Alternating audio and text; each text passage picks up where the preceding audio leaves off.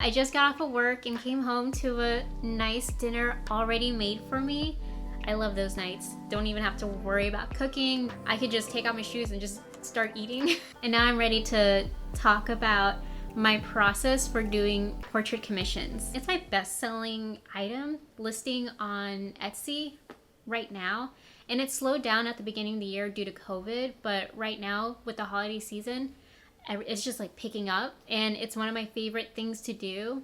I love drawing people and I love drawing their pets, and I think it's really good practice just in general because sometimes I don't even have the time to just doodle, but that's what I love about portrait commissions, because then I can like spend 2 to 4 hours on a sketch if I really wanted to, and just like hone in on some of those details and make someone's day basically.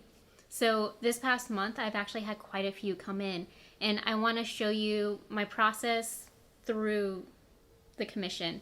Drawing it, for the most part, I'll show a quick video on my iPad, but I know it's like really hard to get started into selling your own product, and it took a push for me to do it.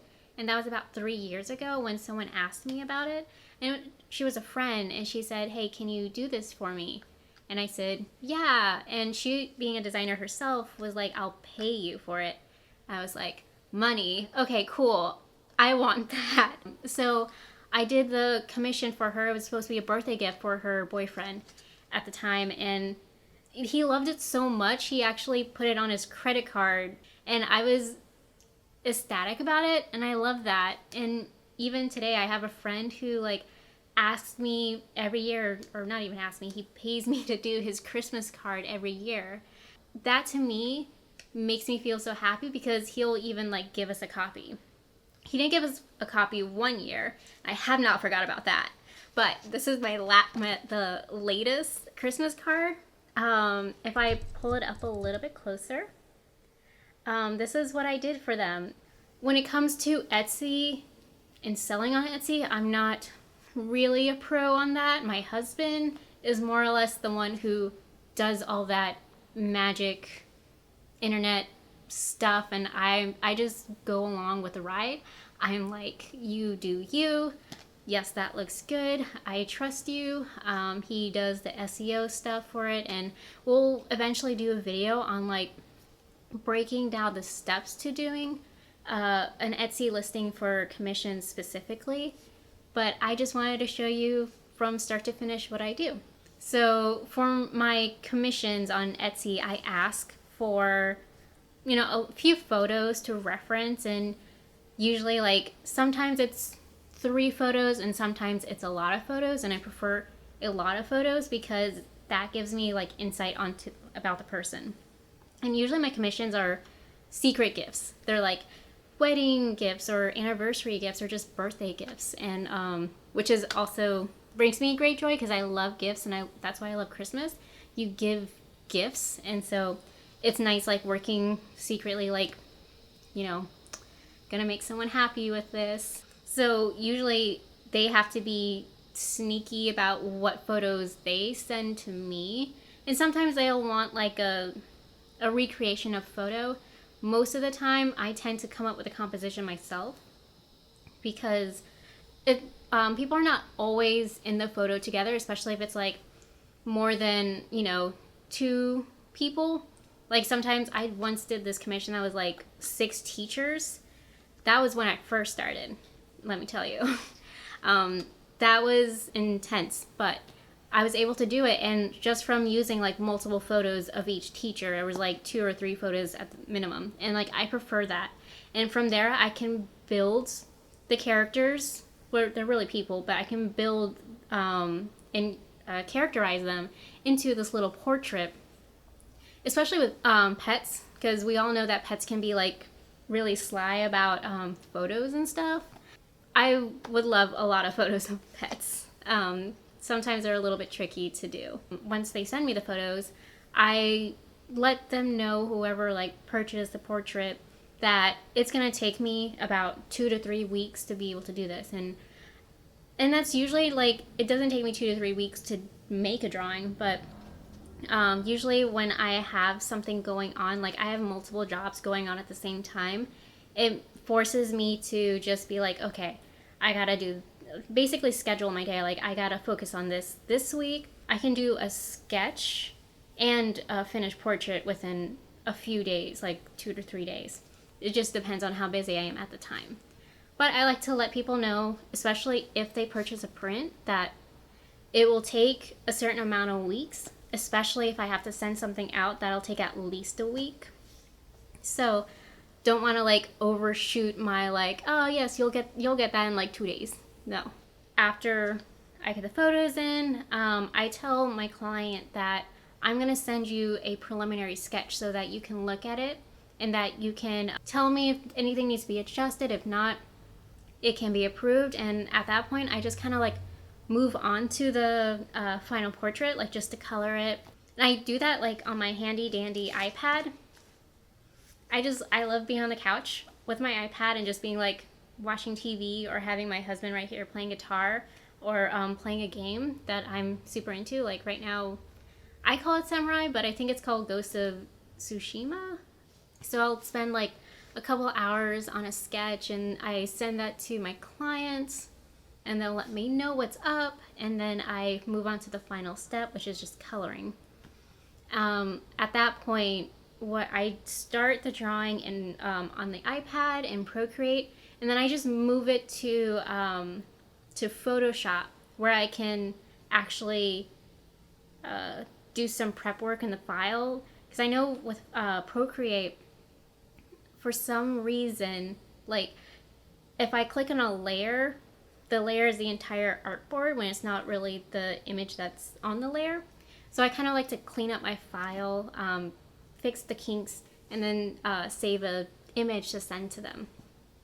And usually at that point, they'll approve it, or I'm able to ask for like another tweak or something, which is totally fine. I'm more than willing to like make the product what they want. And it's really as simple as that. So on my Etsy, I actually have two types of portraits. One is for a digital image file that I set to be like a print image file set at 11 by 14. But I also have an additional type of order, which can be a physical print. So I would like to show you my materials for what I use. The type of paper that I like to use for just all my prints in general is just matte paper. And this is my go-to one. It's an Epson presentation matte paper. I really like it. I love how it prints on how it just takes and holds ink. It's very silky and it's very smooth, and I just love how it looks. Once I actually print out my print, I actually have to cut it out to the 8 by 10, which I use just an X-Acto and a ruler. I set up my table, my desk, and and once that's honestly cut out, I really, just like my other orders, I like to make sure that my prints have stability and have rigidity so that when it's sent out into the world, it doesn't get bent on the way to its destination. So with my prints, I include backing board. It's pretty thick and it's pretty rigid. Of course it can get bent, but I like to make sure my print is on here for just some extra stability so that there's something that will keep it from being super bent. And then in addition to that, I send all my prints and all my cards in like rigid mailers so that, you never know what's gonna happen. I don't want to send things in an envelope and like what if a box crushes the print and stuff. And I just want to make sure everything's nice and flat and there are no imperfections that come from the shipping process. So I like to make sure my print is presentable for my 8 by 10 prints, and all of them across the board. I use my backing board and I like to encase them into a cello bag. This is from Clear Bags. Can you see? It's nice and clear and nice and shiny and glossy. I like Clear Bags. I think they have really good products. I once did an order with them like last year and I got like an extra goodie bag. Usually like I try to keep these nice and flat so that they don't get crinkled either. And I don't know if you can see, but there's like no crinkles. It's just nice and glossy. I love it. Anyway, so I put my print with my backing board in the cello bag so they get married. And I also like to top it off with my packaging. And I mentioned it before, but I like to use vellum for my packaging. It's just, I think it's nice and I think it's very presentable, and especially when I have prints that are super colorful, I want to make sure that none of the design is being hidden for the most part. This actually folds. Let me just fold it real quick. So really that's how much you're actually seeing. And when I put it on the print, I like to make sure my packaging fits on the bottom of both the print and the backing. So one side you have this, on the other side you have some promotional stuff. Once I like have these all in my cello bag, I zip up the cello bag, not zip it up, I just like seal it. I put it in my rigid mailer, nice and rigid, make sure like everything's nice and compact. And usually it is, especially with a backing board, it makes everything seem more sturdy. I seal it up with my handy dandy, let's see if I can get this right. It's hard to catch, but I seal it up with a sticker that has all my Etsy stuff, like thank you for ordering from me. If you can, leave a review. I have like my logo for my Etsy shop as more branding. And I like to seal it on the back of my envelope, just for extra security. I also think it's nice because my envelopes are super white and it just adds a little pop of color on the back. So when they when they turn back the rigid mailer and they see that where the flap of the envelope, so I pop it down and I put it like right here, right in the middle. I also, this is probably just me, but I like to make sure that, because really this is how you're going to open it. You're going to open from this side. I like to make sure that all my products are facing this way, like outward, so that when you open up the envelope and you take out the stuff, all you see is the front of the packaging. I don't know if that's just me or if that's like a thing, but I like to think that if you're opening it from the back, you might as well see what you're getting. Maybe one day I'll actually offer a larger size print. Maybe people will be interested in that. But for right now, I think the 8x10 is such a nice solid size for a physical print, and it's recognizable. You can go to a store and just pick up a frame for that size. So that's what I do.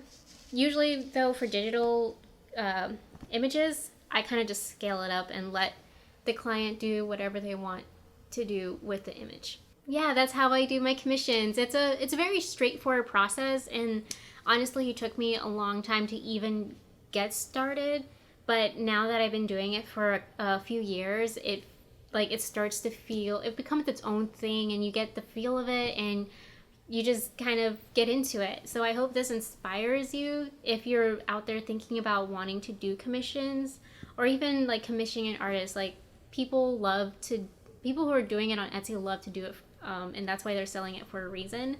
Again, I will be doing another video that's actually more full in-depth video of how to set up Etsy listing for a commission. I'll probably go through these points again, but more in a marketing sense, and I'll definitely be having some help with that because I don't have a mind for marketing, and that's probably why I'm drawing for a living. So I'm gonna have a little help with that in this upcoming video.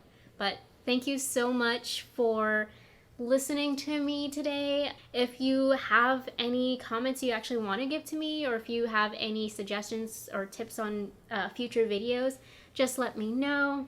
And don't forget to hit the like button, click the subscribe button if you want to see more of my videos, or even hit that bell for notifications whenever I do upload a video. I know we didn't do one last week, but life got ahead of us for just like a little bit.